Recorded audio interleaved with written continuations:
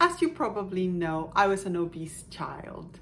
And what that meant was that I had to treat my weight loss journey more in a unique way. Now, notwithstanding, last week I spoke about how I had to address a few issues in terms of my stress, how I handled my interactions with people, my anxiety, and everything was targeted obviously to overeating. The reason why I bring up today childhood obesity is because I think that while this topic is very sensitive, I think that there's value in observing the fact that diets like that involve programs or doing things on our own might not be useful. Now, it's not for everyone, but what I want to point out is the fact that a lot of people need to address these issues basically from an individualized level. Now, the key thing I think, and my videos typically are actually not for younger folks, because I think that there's a lot of things that need to be addressed with parent and child, but inherently I think that it would be a very appreciative thing for my parents to maybe have engaged in a different way of addressing the fact that I was an obese child. Notwithstanding, they did what they could with the knowledge they had, right? So this is not a hate on my parents. They were good parents. It's just that I think that they addressed my the fact that I was obese more of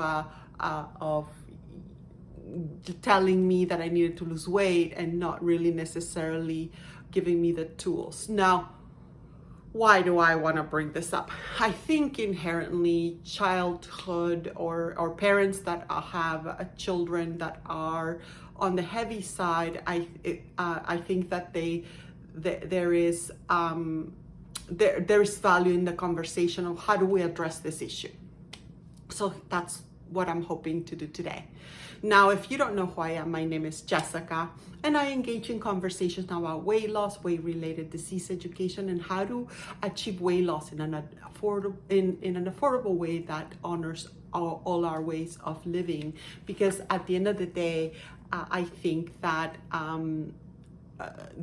out there is an elitist aspect of weight loss that I think that there is that from the individualized level, I think weight loss should be available and achievable for everyone. And at the same time, while I don't condone programs, I don't condone having trainers, I think it is unfortunately for the few, not the all. So having said that, I think that there is inherently value in me having conversations about where you can get, for example, right, samba classes or Zumba classes, Zumba classes or jazz classes, which is all in YouTube. And I think that inherently is a really valuable asset in terms of how availability and how we can reach for that. Now, I'm not, of course, talking about in terms of a motivation, because that's another conversation, and a lot of us unfortunately need the value of motivation in order for us to keep doing what we're doing in terms of moving our bodies, but we all do our best.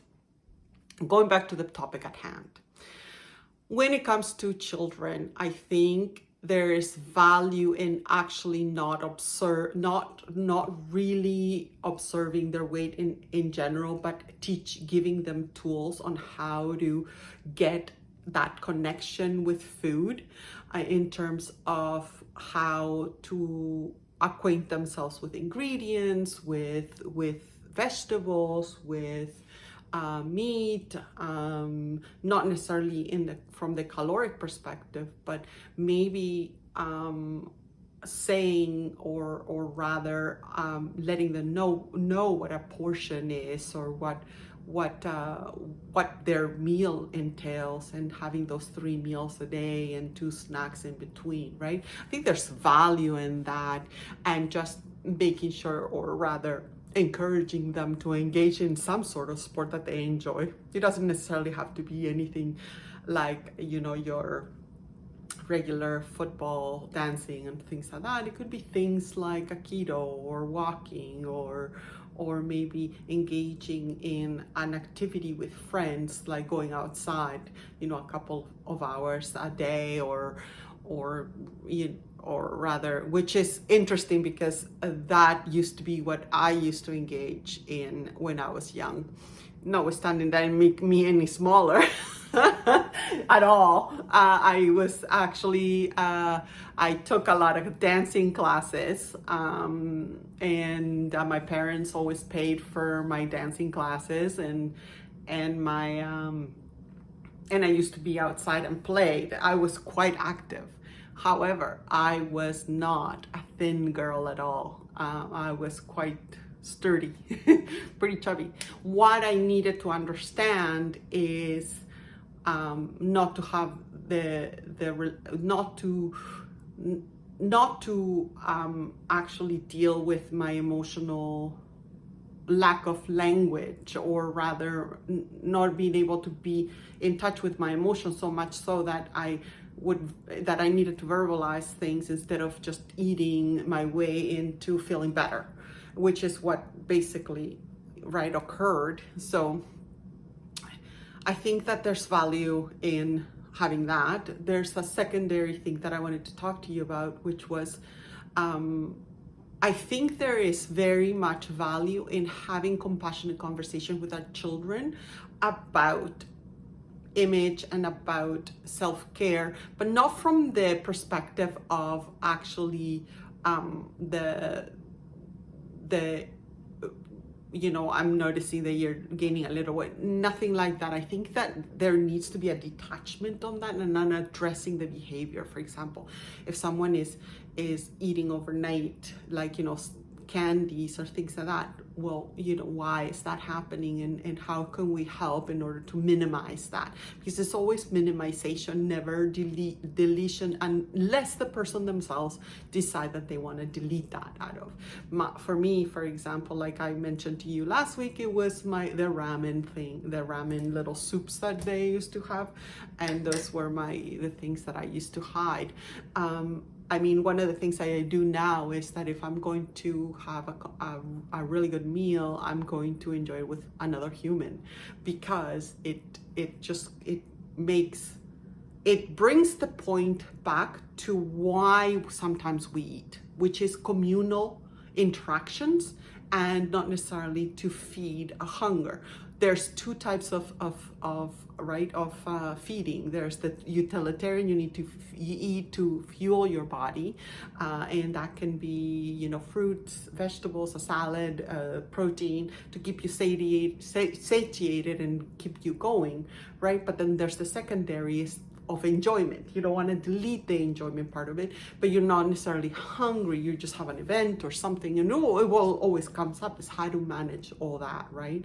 And because we want to manage all that, we want to explain this to our children in terms of what is it that not treating the band-aid, but not treating the symptom, but the real cause of it. Because we can band-aid all we like. We can tell our children, no, you need to go to Weight Watchers or this and that, you need to be a certain way for your health. It won't help. I mean, health for children is a distant future that they don't understand. They're healthy, and they're probably going to continue to be healthy and well into their 30s. So what is it that we're talking about?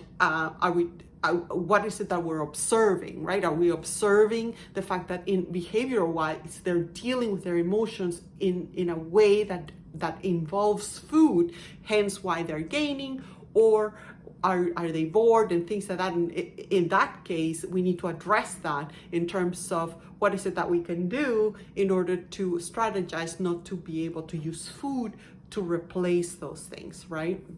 So from the societal point of view, I think that, you know, we're all stuck in this obese crisis. And because we collectively, we do need to put things in place in terms of, you know, we used to be able to, at least in the 80s, we used to go outside. I don't see a lot of children outside playing. They, of course, we're stuck with our phones, and we're also doing a lot of online playing, which I appreciate.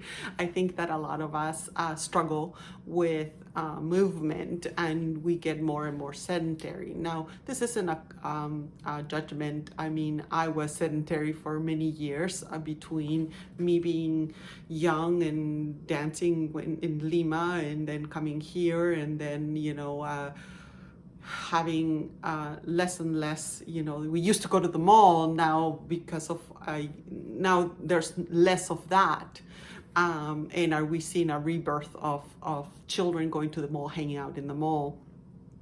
And is it safe? Is it not safe? And we can have all the conversations about that, but at the end of the day, from the societal point of view, we use our cars more.